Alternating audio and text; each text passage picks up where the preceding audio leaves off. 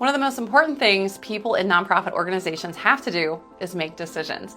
And making good decisions and ethical decisions is paramount to the success for that individual and the organization as a whole.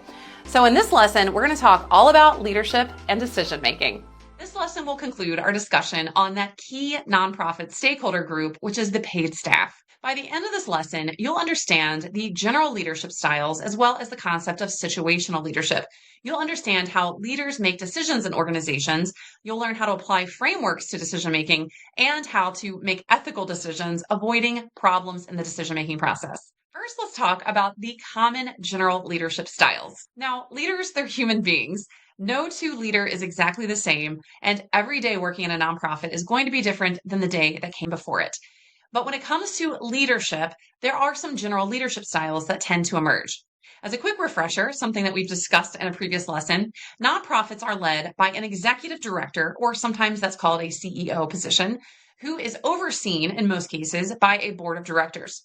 For most agencies, it's that executive director in partnership with the board of directors that leads the overall organization. In terms of day-to-day staff management, that is typically the purview of the executive director. Leadership is not exactly the same thing as management. Leadership, formally defined, is the use of power and influence to direct the activities of followers toward goal achievement. So in nonprofit terms, that means leaders, being the executive director, board leadership, even volunteer leadership, and staff that are in management roles, they have to gather and garner power and influence. And then it's up to them to use that power and influence wisely and ethically to direct their followers, and by followers, we mean their subordinate staff and in many cases, volunteers, toward goal achievement. And of course, in a nonprofit organization, that ultimate goal is achieving the mission. Now, when we look at leaders, there are some general leadership styles, and these represent overarching leadership philosophies that the leader may consistently apply across various situations. And before I describe what these general leadership styles are, I want to point out that none of these is better than the other. None of these is superior, or none of these is the best. Now, as I describe them, I want you to think about your work approach and what type of leadership style you best respond to. And you may have some preferences of, well, I would like a leader that has this leadership style. I don't think I would like a leader who has this leadership style. But let me explain to you these general leadership styles. First is autocratic. Auto means alone or by yourself. So that stands to reason then that autocratic leaders prefer to make decisions by themselves. They don't consult others when they're making decisions, but they just make the decisions and go with it. In contrast, a democratic leadership style is like a democracy. With this approach, leaders distribute responsibility among the membership. So by membership, we mean people in that organization. So they empower people in that organization, they involve them in the decision-making process, and they make it sort of as a team, with the leader, of course, having the ultimate authority to make that decision. But it's a democratic process rather than a decision that's made just individually by one person. Laissez-faire, it's a fancy French term. It basically means let it be. This is very much a hands-off approach, where the leader just kind of avoids leadership duties altogether, leaving it up to their followers or the members of the organization to make their own decisions. Transformational leaders are those that really transform an organization and their teams.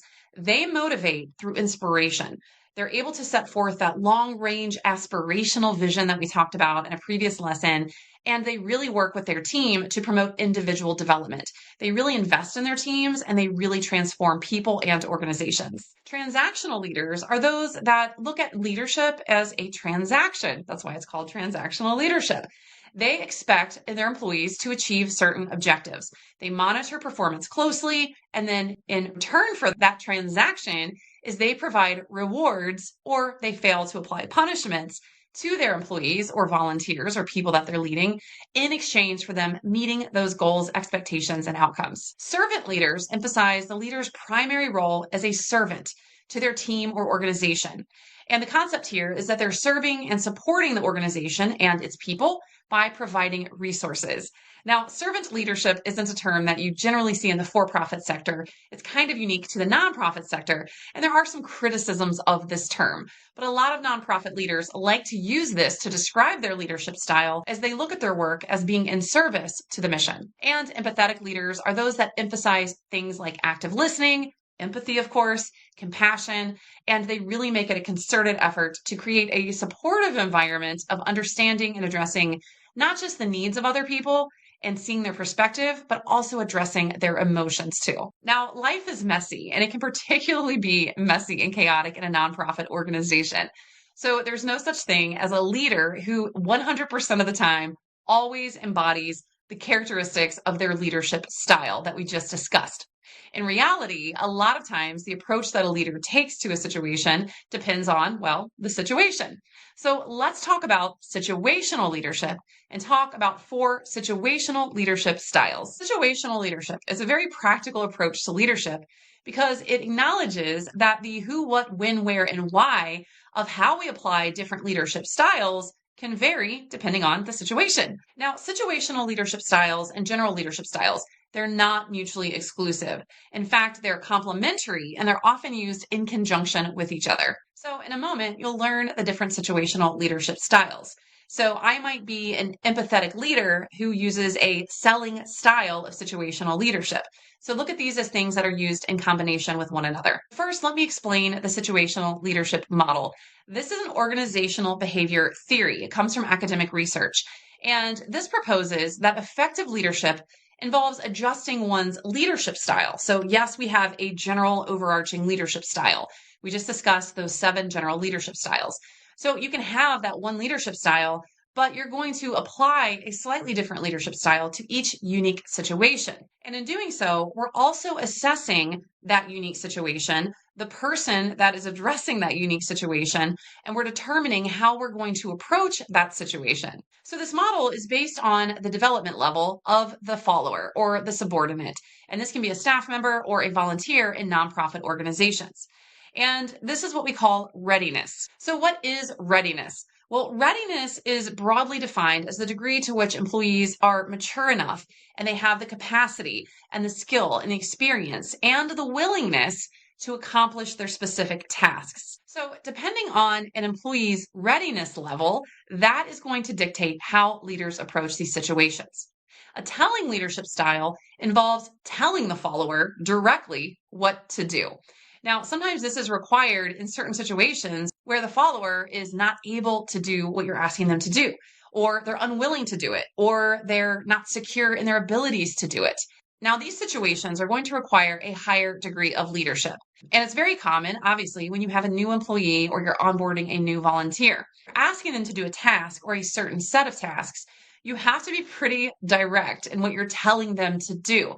They might be willing to do it. They might have the capabilities to do it, but they just don't have the confidence or the knowledge yet to actually do that task. So this is more of a hands-on approach that requires a higher degree of leadership. A selling leadership style involves a leader attempting to convince a follower of their ideas by explaining the task directions in a very persuasive manner. So in this situation, you're selling the follower to do what it is that you want to ask them to do. This is effective when a follower has moderate low readiness. So they might have the confidence to do the job, but maybe they're not willing to do the job. So you have to convince them to do the task. And that is the selling part. You're selling them on doing the job. A participating leadership style involves sharing ideas and decisions. And with this, it's about buy-in. You want to get your followers to get committed to a task. You want them to feel like they have some skin in the game, and that will make them likely to be more cooperative and actually doing it. And this participating style is most effective when a follower has moderate high readiness, where they're capable of doing a task, but they're not quite yet confident in doing it. So involving them in a participating way, in a collaborative way, helps bolster that confidence so they'll do what it is that you need them to do. And then finally, a delegating leadership style calls for a leader to empower their followers to take responsibility to complete tasks on their own independently. Now, this is a great approach to use when a follower has high readiness. They are capable, they're willing, they're confident, they have the skills, the knowledge, the experience, and the competence to do it. And you basically just have to delegate that task to them. So a leader can have an overarching leadership style. So I can be an empathetic leader in terms of how I approach leadership in general, but how I direct certain and specific followers in the organization is going to depend on the situational leadership approach. So if I have a brand new volunteer, I'm probably going to use a telling approach. If I have a seasoned employee and I'm asking them to plan an event that they've done for years, I'm probably going to use a delegating approach. Plan this event, raise X number of dollars, and go about it your own way. If I have an employee who maybe has been around for a year or two and they're capable of doing a task, but maybe they're not willing to do it because it's outside of their general roles and responsibilities, I may have to use a selling leadership style. So my overarching leadership style might be empathetic, but how I address leadership of individual followers is going to depend on the situation. Now, when we make decisions, they can be one of two types. They're either programmed or non-programmed. So let me explain the difference and why it matters. Now, one of the most important things that leaders have to do is make decisions. Leaders in nonprofits make hundreds, if not sometimes thousands, of even micro decisions on a daily basis when they're running their agencies. Many of these decisions are small, and oftentimes leaders aren't even cognizant of the fact that they're making decisions, but some decisions are bigger and more complex. So this is going to help drive whether we classify these decisions as programmed or non-programmed. And when leaders make decisions, this is actually influenced by their leadership style. Program decisions, these are the easy peasy ones. They're the ones that we don't even think about because we do them basically all day, every day, and they're done automatically. You don't have to think about much. A lot of times you're not even realizing that you're making a decision because you have so much prior knowledge, so much experience, so much competence that you just immediately recognize the situation and you know exactly what you need to do. A non-programmed decision, however, these are your more complex decisions. And this can arise when a problem is new. You've never encountered it before, so you don't know what to do. You have to make the best decision. It might be a complex situation. You have to make a decision that maybe involves an ethical dilemma or a bunch of different options, and none of them is great. Or you have to make decisions on things where you don't have the resources to necessarily adequately carry them out. Or it could just be a situation that you don't recognize. Now, the program decisions, again, those are the easy ones. We don't have to put much thought into them. But with those non-programmed decisions, these complex or new situations that we face, this requires a lot more thought. And good leaders can apply certain approaches to making decisions for non-programmed decisions, especially to ensure the likelihood that they're making the best decision. One of these frameworks is the rational decision-making model. The rational decision-making model comes from academic theory and research. And it basically says that when we're faced with a decision, there is a stepwise approach that leaders can take to making a decision and ensuring that it is the best decision. Now, real life is complex. Leadership is complex. Working in nonprofits is complex. So there's no perfect scenario. And while you can put 6 steps to a piece of paper and say, these are the 6 steps to follow, it's never that cut and dry. But following this general framework will ensure a better likelihood and outcome of making a good decision. And following this approach really challenges leaders to make decisions using facts and information and to examine all the available alternatives to avoid making decision-making mistakes and to also not just make a decision and stop there, but there's more work to it after that. Now, the first step in the rational decision-making model is to identify that there's a problem in the first place. And this might sound kind of silly, but again, in a nonprofit organization, you're faced daily with so many of those program decisions that you don't even think about it. So sometimes when you're faced with a more complex problem, you don't even realize at first that you have a problem. Now, one way we identify problems is through a gap analysis. This is where you're looking at where we're at versus where we want to be and figuring out how to close that gap. Now, a great way to identify problems and a great way to apply a gap analysis is through using those BI dashboards that we talked about in a previous lesson. Now, remember, BI stands for business intelligence. So this is where we're taking all of the numbers of an organization, we're tracking our performance. A BI dashboard makes it crystal clear in beautiful graphic format if you have a gap, at least for financial metrics. So you can't use a BI dashboard for everything in terms of identifying problems. Sometimes problems are people in nature. You've got a problem with a volunteer. You have staff having conflicts with each other. You have a board succession problem. There are a lot of other problems that are not financial in nature, but BI dashboards are one way to easily do a gap analysis, at least on the quantifiable metrics. Now, once you've identified that a problem is occurring, you have to identify criteria for what success will look like. So I have a problem. I know where I want to be. I know where I'm at. But what does success look like? Where do I want to be exactly? What are the criteria for what I will measure the outcome to be successful or not?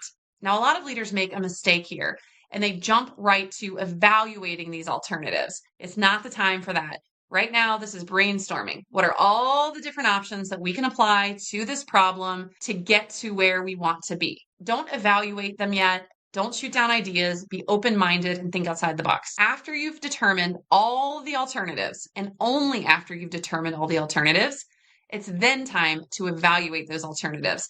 Because if you don't take time to gather all the alternatives and you just pick from the first available ones, you might be missing out on better alternatives. So when you're evaluating the alternatives, this is where you sit down and you really gather facts, and you use facts and hard data and information to assess each alternative against each other. And in doing so, you're going to analyze things like, what are the potential outcomes? What are the risks and benefits? What are the costs, both financial and indirect? How much time is this going to take?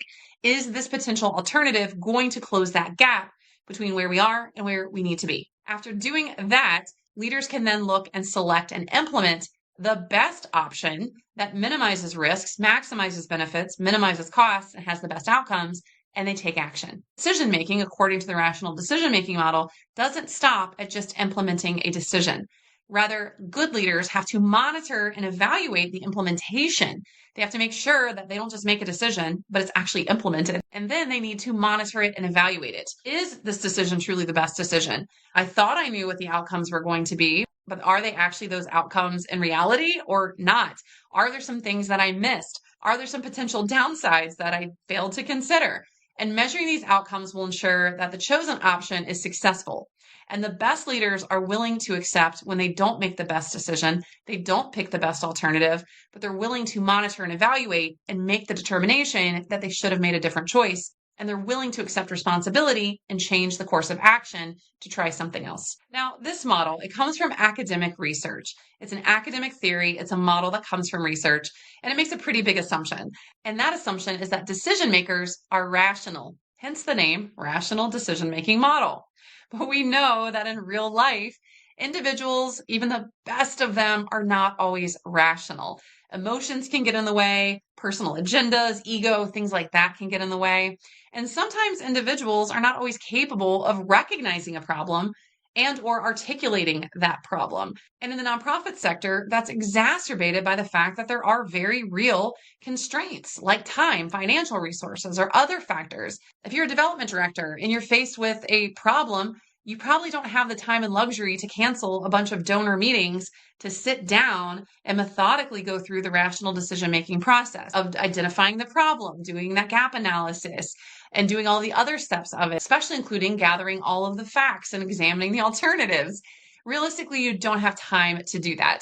But effective leaders, practically speaking, are at least aware of the rational decision-making model, and they try to apply it, even if it's loosely, in their day-to-day decision-making process, especially when it's one of those really complex, non-programmed decisions. Now let's talk about some problems that can arise in the decision-making process.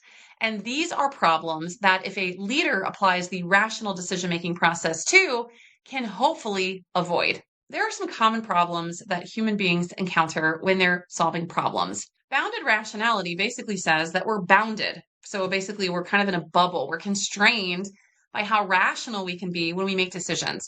Why? Because we're not computers, we're not AI, we're not robots, we're human beings. We are limited. We're limited in our abilities. We're limited by cognitive constraints. We're limited by being fully rational because human beings have emotions.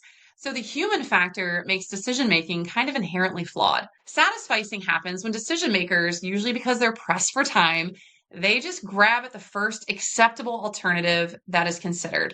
So instead of sitting down and brainstorming and looking at all of the alternatives and then gathering facts and making the best decision for the best alternative, they just satisfice and they just go ahead and they just take whatever sounds good. And this happens particularly in nonprofits because of that resource starvation issue. When you don't have time, you don't have the resources, you're one person expected to make so many decisions every single day. You don't have time to go through the rational decision-making model. You just have to grab at the first acceptable alternative. Analysis paralysis occurs when you excessively scrutinize or overthink options. And while it's important, according to the rational decision-making model, to go through and look at the alternatives, examine the alternatives based on facts, if you get too caught up in the weeds of all of the data and analyzing it, that can lead you to overthinking or second guessing yourself. And as a result, you delay making a decision, or even worse, you fail to make a decision at all. Decision avoidance happens when someone avoids making a choice because they just want to kick the can down the road. They don't want to deal with it right now. They're busy. Maybe you're a development director. You're planning a big fundraising event. There's another problem that comes up, but you're so in event planning mode and fundraising mode, you just don't have time to think about it right now. So you kind of push that for later, put it on the shelf, you'll deal with it later. And this can sometimes happen not just out of time constraints, but out of fear of making the wrong choice or having to deal with potential consequences. You know it's going to be unpleasant. You know the consequences of making the wrong choice can be particularly devastating. So you kind of stick your head in the sand and avoid the problem entirely. And with so many decisions that nonprofit leaders have to make every single day on top of everything else they have to do, decision fatigue is very real. This is a state where you're burned out, you're tired, you don't have the stamina, you don't have the mental capacity because your brain is in foggy mode to make decisions because you're just so drained. Projection bias is another human problem. This is where we project our own thoughts, motives, and attitudes on other people. So you're making assumptions about other people because that's how I wouldn't act or that's what I would think. So you're projecting onto other people.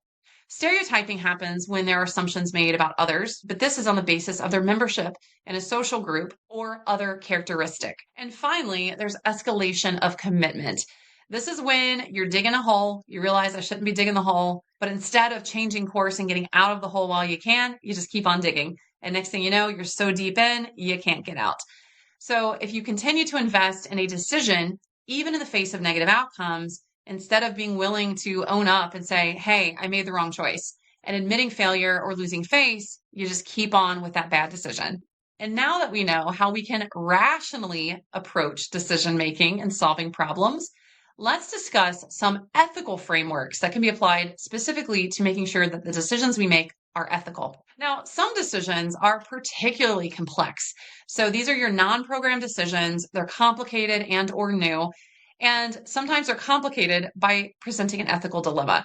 And we know from a previous lesson that because of the moral disillusionment theory, nonprofits are held to a higher standard. So decision makers and nonprofit organizations have to be particularly careful when it comes to ethical decision making, because if you make the wrong choice and that leads to a perception that the organization or the people within it are being unethical, that nonprofit is being held to a much higher standard than any other organization, and therefore will have greater consequences. So ethical frameworks, these are just structured systems and approaches to guide individuals to making decisions, specifically when they're faced with a moral dilemma, or they have to evaluate between right and wrong.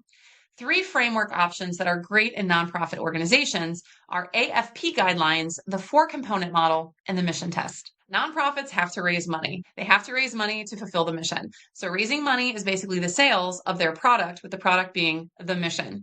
So there are a lot of professional organizations out there that are dedicated to assisting nonprofit organizations with that important fundraising task. One of these organizations is the Association of Fundraising Professionals, or AFP. AFP is itself a nonprofit organization, and their mission is to help other nonprofits, specifically through the practice of ethical fundraising. They provide professional education, networking, resources, research that you can access and see their studies, advocacy for the sector, a lot of different things. And one of the things that they do that applies to ethical decision making is their AFP guidelines.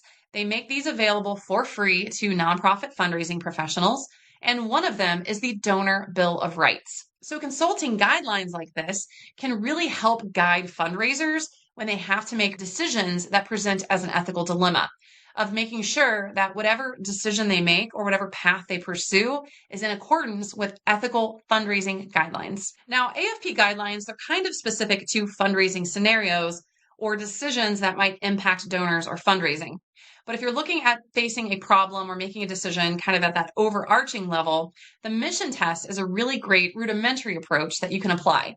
And in doing this, you're simply asking yourself, as I make a decision, as I evaluate the alternatives, which of these alternatives best aligns with and supports our organizational mission? Now, you have to be careful with this, though, because sometimes people in nonprofits can twist themselves into pretzels to justify rule bending, which we discussed in a previous lesson, out of that interest of, well, I did this because it helps fulfill the mission. Well, this might actually not be an ethical behavior.